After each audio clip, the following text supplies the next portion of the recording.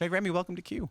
Thank you. Thanks for being here. Mm-hmm. I went to the show last night, and I see a lot of press surrounding how you feel about going from performing by yourself, performing with two or three people, to performing with such a big band.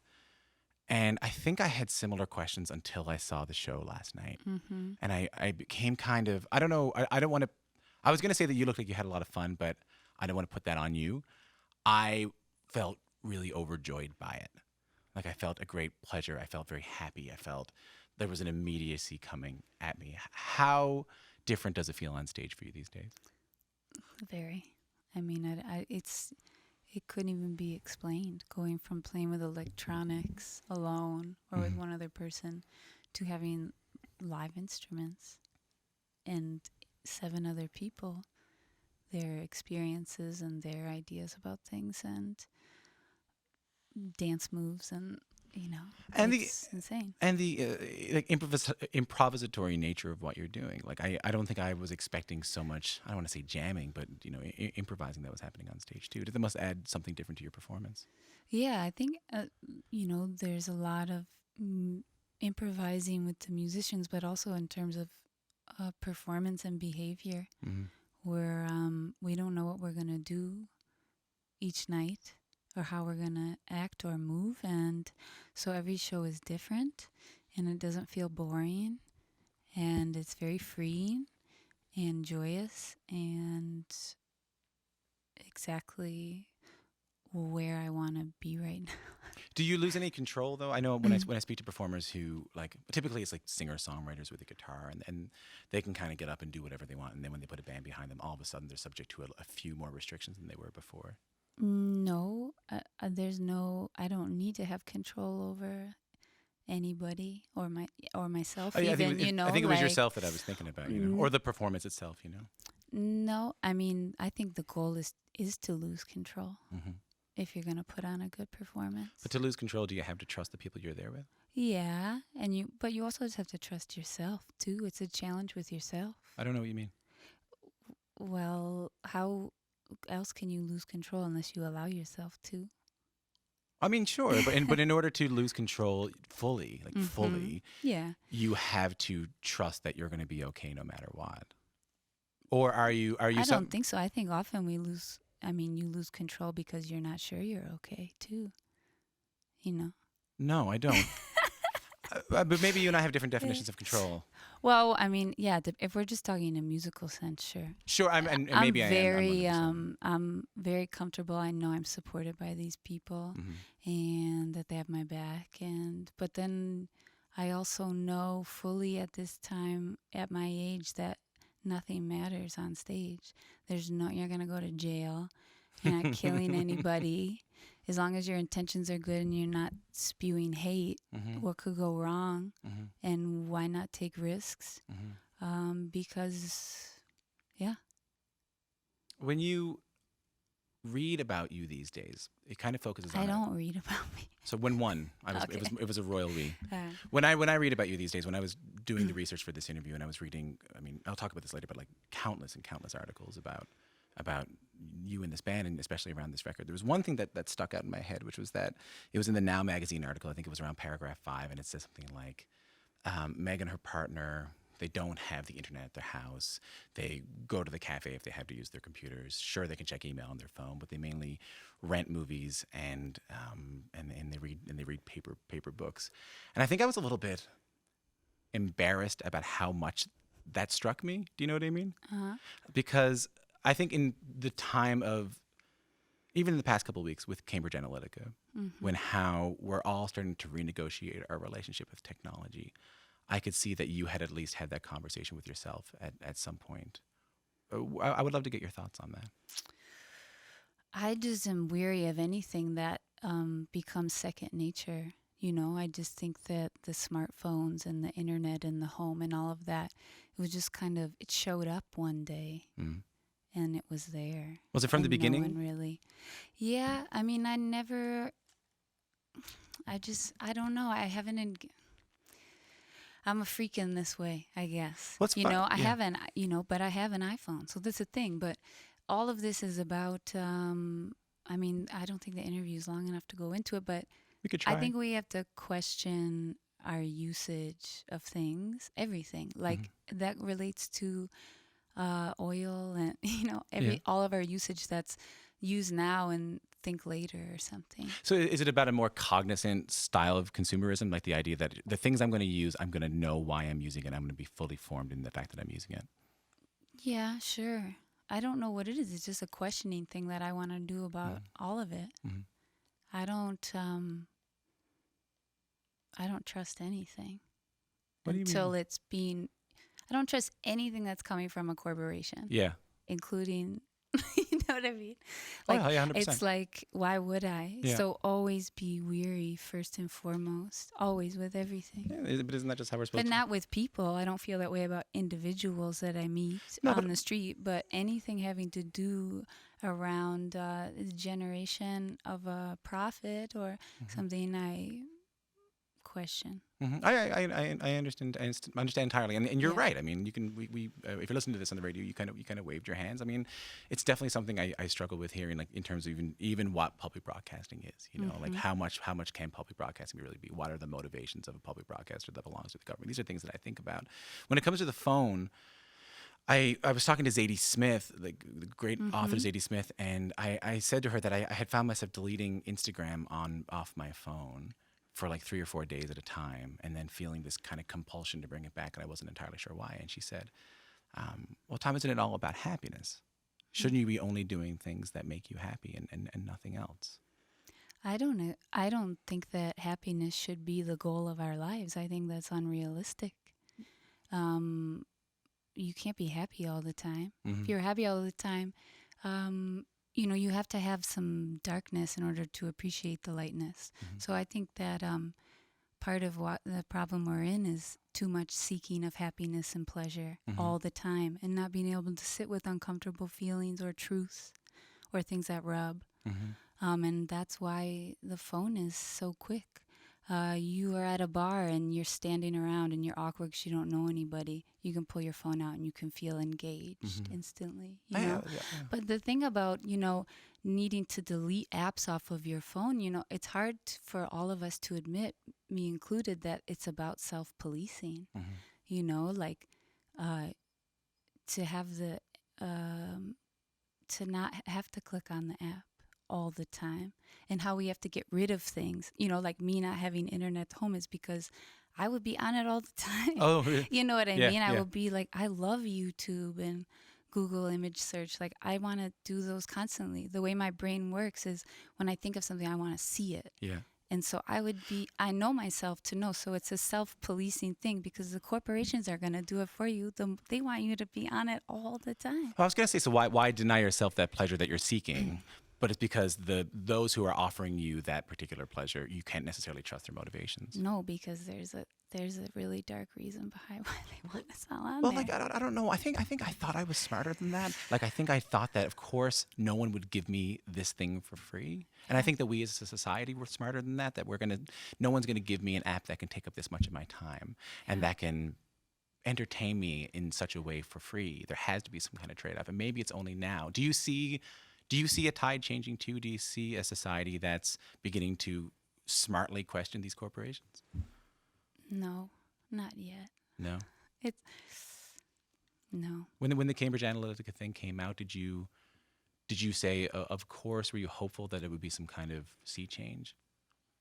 No, because it just felt almost inherent to me. Like it was like this didn't even need to come out, Mm-hmm. Yeah, we knew it anyway. Of course, this is happening. Yeah. And that's what's, I guess, scary is we take all this stuff for granted now or something. Like, even when we're not acknowledging it, it's a subconscious thing. But we've been reduced to math so well that the control is really great. And I think that's what's terrifying about it. You're right. We could talk about this for another. It's endless. I don't know. I want to talk about the other thing that you get asked about all the time. So I'm very interested in. I was just doing an interview, and I asked the person I was interviewing how I was going to ask you this question, because it's something I'm struggling with as well as an interviewer, just to be completely honest. Is that I know this isn't your first interview about this record. It may actually be your 500th interview on this record. And in virtually every one, people ask you about the hashtag MeToo. They talk to you about the so-called reckoning that's happening right now, and they ask for your opinion on it. And I guess where I've been is, these are things I want to know about. These are things I think people should know about. But sometimes I feel like I'm putting the burden on somebody by getting them to explain it all the time. So tell me, how are you feeling about having to talk about this so much? I mean, it's a good thing to talk about. Yeah. Yeah. I'm no expert. I only know my experience of things, and so that's what I can offer up in my, my opinion. But, it's a good thing to be talking about. Do you find that people expect you to speak for more than just yourself? Yes. Who do they expect you to speak for? All women. Right. Why would they do that? Oh, I don't know, because people are looking for answers. I feel like I feel like you have perspective on this. I feel like you've done enough of these interviews that you must have some... because I'm writing from the perspective of women and songs, and so they take my creative,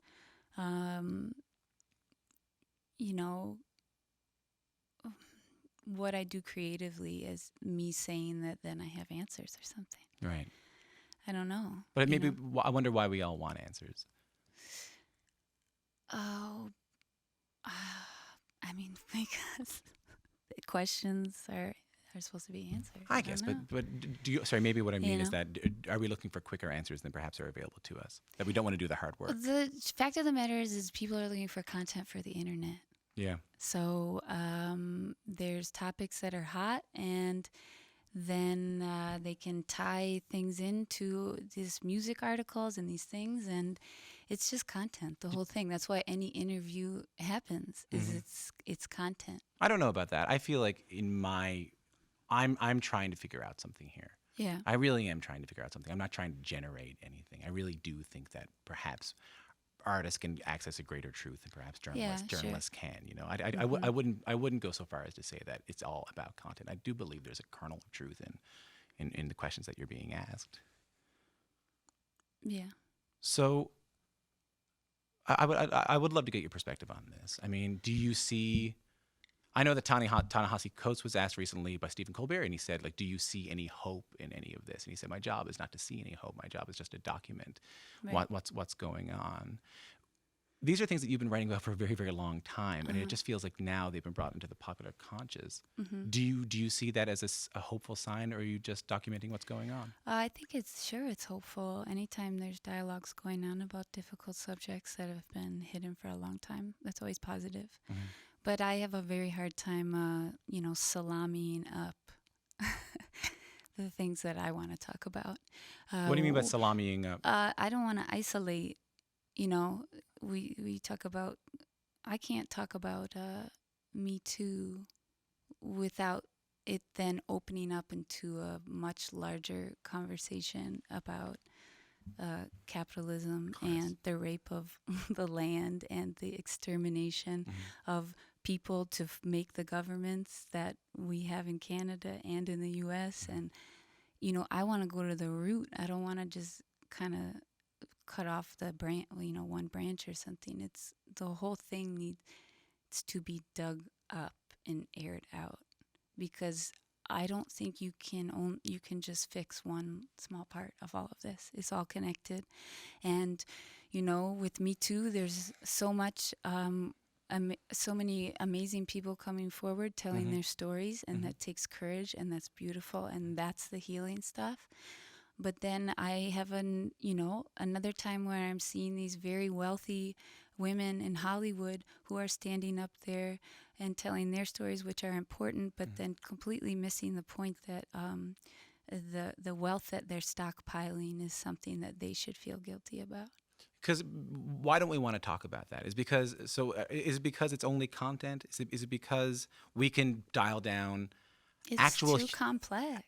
It's too complex to... You can't... To start going there would just... Everything would crumble. Right. How could you go to work then? There's just... It's so much. So do you think we... And how could you would then live with yourself knowing that the land that you live on was stolen from someone else. How can you live with yourself putting gas in your car and knowing where that gas comes That's from? the thing. I mean, it's just how do what you are we do gonna it? do? I don't know. I feel a lot of guilt, and I try to read books, and I try to have conversations, and I toggle between,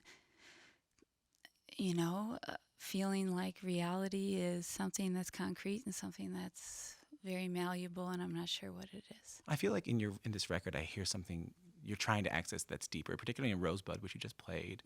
Of course, Rosebud, going back to Citizen Kane, this one artifact that he longed for, that haunted him. And in the song, you encourage us all to find our Rosebud. Can you tell me more about that? Because I feel like it's an empathetic song about all these things we're talking about.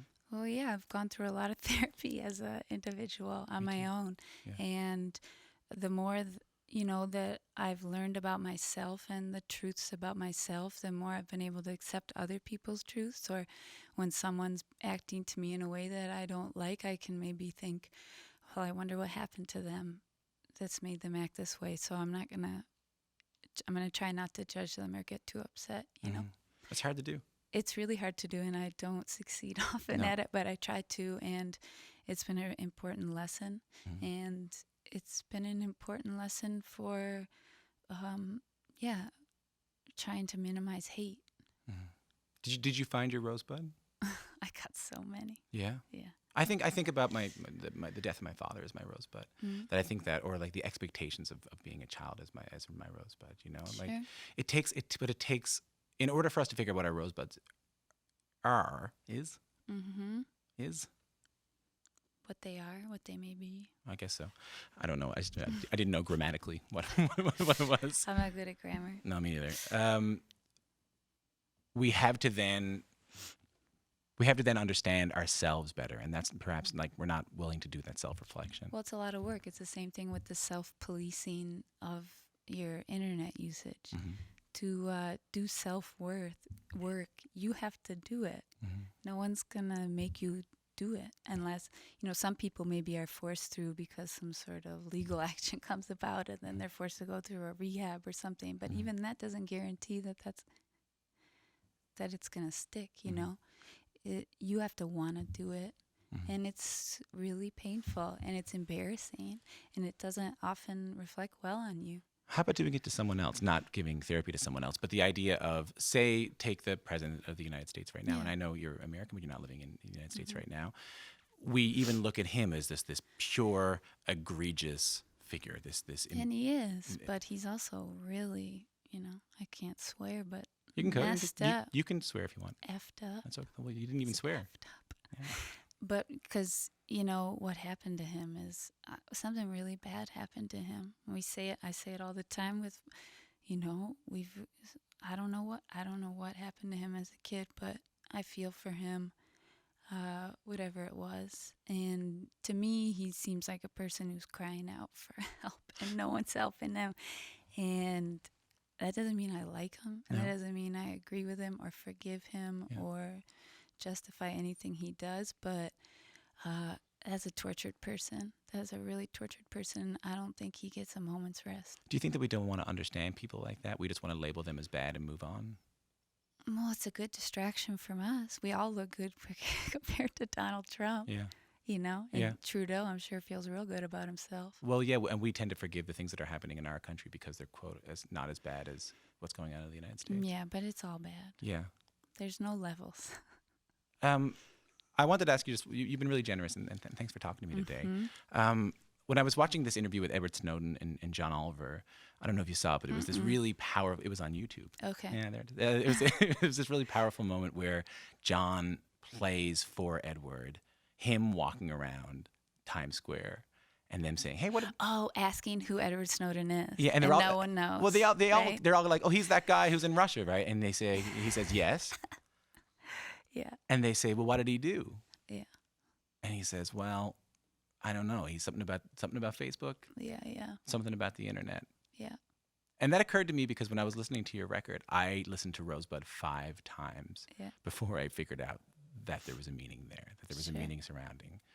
Does that matter to you, that your music can be heard without the context, can be heard without the message, and people can just dance to it? No, that's great. Come on. Yeah, I'm not going to dictate how someone digests the thing I put out. But you know what I mean. I mean, you write it with a certain intention. Don't you want people to get that Yeah, but the intention? intention has been achieved because I made it.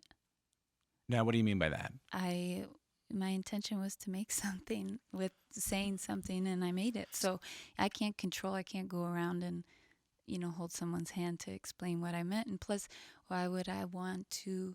Someone else could get a different meaning out of it that's important to them. That's not the one I made. Mm-hmm. Or they could use it to listen to while they're jogging. So then they're being healthy. Like what can I? I'm not, I'm a control freak when it comes to certain things, but not that. That's so funny because, some would say that the completion of art happens when the art is then accepted by the audience, or at least perceived by the audience, taken in by the audience. But you don't feel that way. It's the actual making of it itself. Yeah, because for me, it's for my mental health. Mm-hmm. And the only way that I can live on this planet is by making things and trying to figure it out in my mind. And so it's selfishly, it's for me. What does it do to your mental health? It keeps me stable. How and so? Not wanting to kill myself. How do you mean? Just having a project and taking what's going on in the world and in my mind and filtering it into something that I can look at or listen to, and it's distilled, and it's then I've gotten through a week or I've gotten through a month because as a sensitive person, I think it's a really hard time to be alive on the planet. Is that what keeps you kind of reinventing the sound? Is it the challenge of making something new? I need to be challenged as a person or else I would get into trouble. What kind of trouble? Alcohol, whatever trouble, Yeah. Just like self-destruction, basically. I've got a lot of energy, and if it's not focused on positive, it will go very dark. Meg, I feel like I could talk to you for another 8 hours about all of this. Yeah. I really love the record. Thank you. And you give me an awful lot to think about. And I think a lot of people are listening to this too. I think they're going to give them something to think about as well. Great. And I really appreciate you coming in. Thank you.